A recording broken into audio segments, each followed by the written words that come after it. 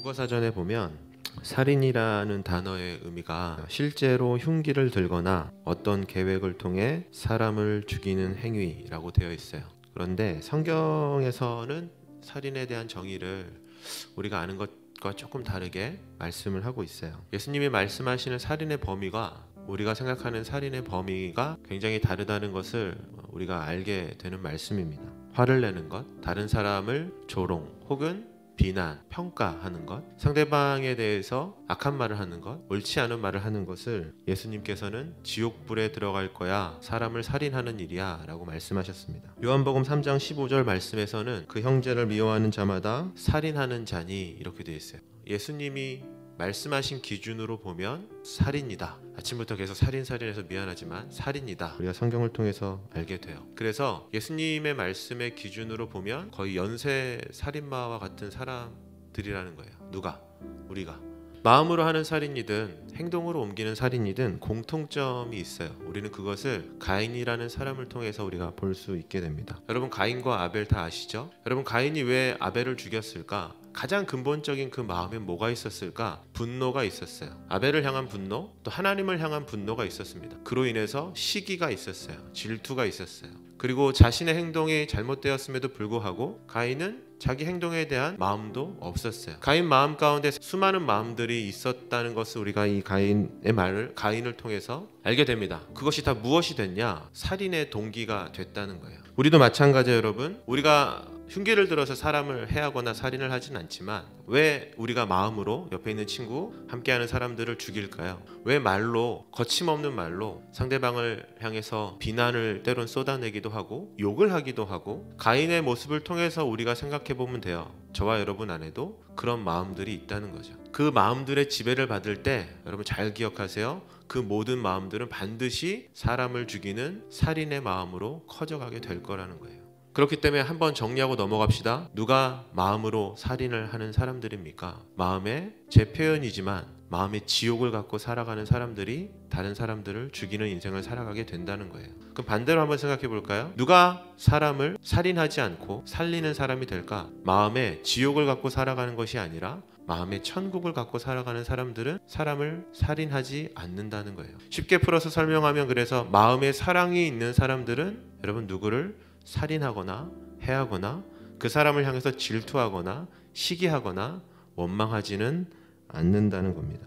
여러분이 한번 클 만큼 컸기 때문에 저 보세요. 한번 생각을 해봤으면 좋겠어요. 누군가를 미워할 때 가장 힘든 사람이 누굴까요? 누군가를 시기할 때 가장 힘든 사람이 누굴 것 같으세요, 여러분? 내가 누군가에게 분노해서 누군가를 향해서 분노를 쏟아냈을 때 여러분 가장 힘든 사람이 누굴까요? 제가 말씀 준비하면서 고민하면서 생각해봤거든요. 아무리 생각해도 제가 얻은 답은 하나예요. 누군가를 미워하고 누군가를 싫어하고 누군가를 원망하고 또는 누군가 때문에 분노하고 그 마음을 갖고 살아가는 사람이 가장 힘들다. 마치 마음의 지옥을 가지고 살아가는 것처럼 가장 힘들다는 것을 제가 알게 됐습니다. 분노를 쏟아내면 시원할 줄을 알고, 원망을 하면, 그래서 내가 원하는 대로 무언가가 바뀌면 마음이 시원할 줄 알았는데, 제가 말씀 준비하고 기도하며 생각해 보니까 원망을 쏟아내고 불평하고 불만하고 그 마음을 갖고 살아가는 사람이 가장 힘들 것이다 라는 생각이 들었어요.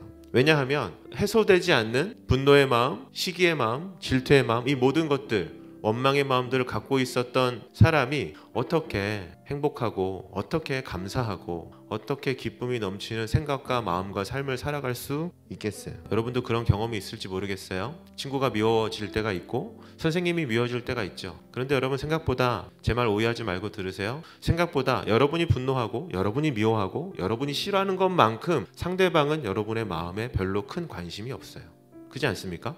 그 마음을 갖고 살아가는 사람만 괴로운 거고, 그 마음을 갖고 살아가는 사람만 고통스러운 거고, 그 마음을 갖고 살아가는 사람이 힘든 거지, 생각보다 여러분을 힘들게 하고 아프게 한 사람들을 여러분 잘 생각해 보세요.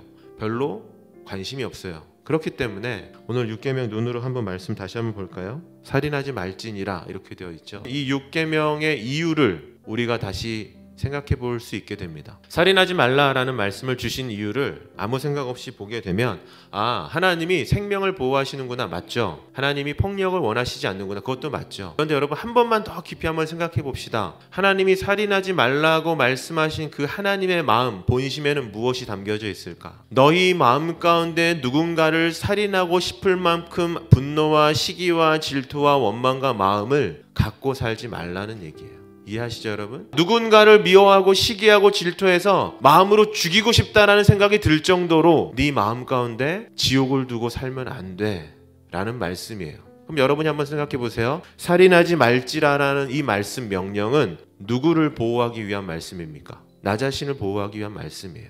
여러분 이 말씀은 다른 사람을 보호하기 위한 하나님의 명령 말씀인과 동시에 남을 살인하고 미워하는 마음을 갖지 않기를 바란다는 하나님의 마음이 담겨져 있는 말씀이라는 거예요. 사랑하는 여러분, 이 말씀 기억해서 여러분 마음 가운데, 제 마음 가운데 지옥을 담고 살지 않기를 축복합니다. 누군가를 미워하고 누군가를 시기하기 때문에 때로는 분노해서 원망해서 저 인간만 없으면 좋을 텐데, 저 사람만 없으면 좋을 텐데, 내가 맞는데 저 사람 틀린데 라고 하면서 스스로 자기 자신을 지옥에 가두는 그 불행한 인생을 살지 않기를 예수님의 이름으로 축복합니다. 아멘. 여러분들이 그렇게 살았으면 좋겠어요.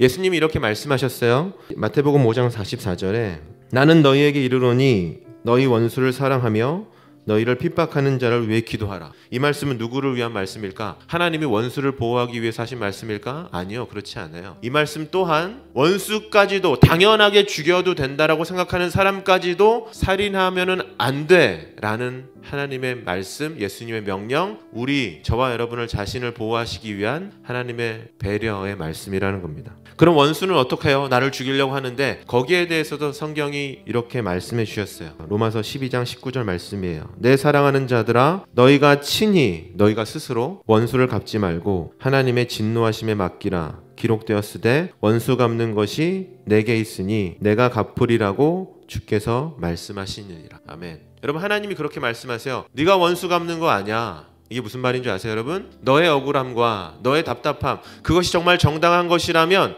하나님이 말씀하시는 거예요. 내가 갚아줄 거야. 내가 너를 대신해서 그 일을 해줄 거야. 마음 가운데 누군가를 미워하고 마음 가운데 누군가를 원망하는 질투의 마음들, 그 마음을 갖고 있어서 그렇게 하루하루 힘들게 살지 말라는 하나님의 말씀입니다. 6계명을 통해서 우리가 크게 두 가지를 알게 됩니다. 첫 번째는 살인하지 말라라는 이 말씀을 통해서 우리에게 하나님이 말씀해 주고 계세요. 누군가를 미워하고 싫어하고 질투하고 원망하고 분노를 쏟아낼 수 있는 그런 마음들을 갖고 살지 말라는 거예요. 너에게 그런 사람이 있다고 한다면 예수님이 말씀하셨어요. 사랑해야 돼. 그 사랑은 그 사람을 위한 것이 아니야. 너를 위한 거야. 마음의 지옥을 갖고 살아가는 너를 위한 거야. 너 스스로가 마음의 지옥을 갖고 살아가지 않도록, 살인하지 않도록, 마음으로 누군가에게 욕하고 마음으로 누군가를 죽이고 마음으로 누군가를 평가함으로 너 마음속으로 오늘도 날마다 살인을 저지르는 연쇄살인마가 되지 않도록 너 자신을 위한 거야. 절대로 그런 지옥의 마음을 갖고 살아가면 안 돼 라는 것을 우리가 첫 번째 알게 됩니다. 두 번째, 너가 억울한 것이 있다 하더라도, 때론 너의 원수라 하더라도 그 사람까지도 사랑해야 돼. 왜냐하면 그 원수는, 그 일들은 하나님이 직접 해결해 주실 것이기 때문에 그래 라는 말씀이에요. 사랑하는 여러분, 우리 스스로가 손에 칼을 들고 우리 입이 칼이 되어서 다른 사람을 죽이는 일들이 없기를 바라요. 말씀에서 약속하셨던 것처럼 우리가 하나님 앞에 하나님의 말씀을 지키고 거룩한 삶을 살아가며 하나님의 편에, 하나님의 뜻에, 하나님의 말씀 안에 있으면 여러분 로마서 12장 19절 말씀은 우리 안에 그대로 이루어지게 됩니다. 하나님이 우리를 대신해서, 저와 여러분을 대신해서 우리의 마음을 지켜주시고 우리의 마음을 대신하여 우리의 마음을 시원하게 하시는 일들이 우리가 아니라 하나님이 그 일을 하실 거라는 것을 이 로마서 말씀이 우리에게 약속해주고 있기 때문에 사랑하는 여러분, 여러분이 억울한 일이 있다 하더라도 마음으로 죄를 짓지 않기를 바랍니다. 욕을 들었기 때문에 다른 사람한테 내가 욕을 쏟아붓고 싶은 것이 당연한 일이지만 여러분 스스로 죄를 짓지 않는 그런 저와 여러분들이 되기를 바라요. 마지막으로 한 절 말씀 읽고 말씀 마무리하겠습니다. 오늘 이 말씀 가지고 기도할 건데요. 로마서 12장 21절 말씀에 이렇게 마지막으로 기록합니다. 사랑하는 얘들아, 악에게 지지 말고 선으로 악을 이겨라. 이게 무슨 말이야? 원수를 사랑해. 이 원수를 사랑하라는 것은 원수 때문에 말하는 게 아니야. 사랑하는 너 때문에 얘기하는 거야. 마음속에 지옥 갖고 살지 마. 그것은 옳지 않은 일이야. 우리 이 말씀 가지고 악에게 지지 아니하고 악을 선으로, 사랑으로 이기는 제가 되게 하여 주시옵소서. 우리 같이 그렇게 기도하도록 하겠습니다. 기도하겠습니다.